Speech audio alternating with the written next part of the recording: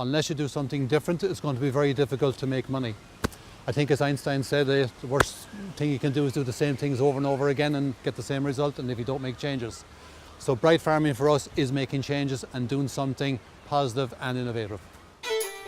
Hi, I'm Frank Murphy.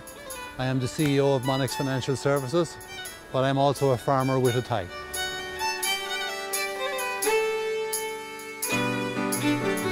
I came from a farming background. I went into business. I love both sides of it. I'm extremely lucky. I now can actually handle both. And with the Vector system and the management information, I can actually see what's going on around the world. I've Anya looking after the farm on my behalf, but both are just as important to me. Vector plays a very important role because when I come in the morning, the first thing I go for is the animals.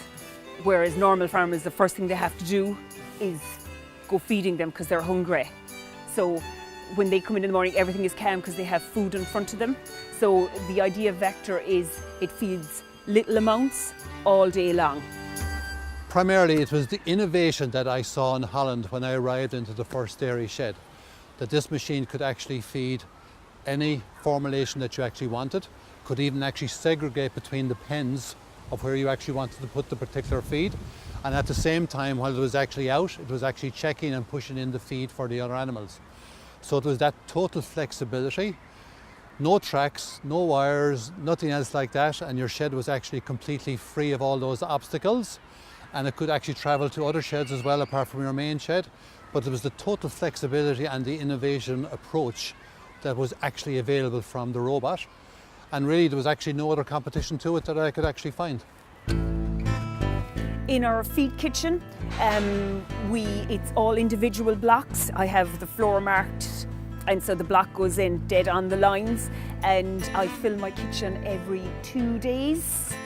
So the food is always fresh, and we have no problem with it heating because we cut off the face of the pit in a block, so there is no air getting at it, so we have very little problems with heating as it sits there for 2 days.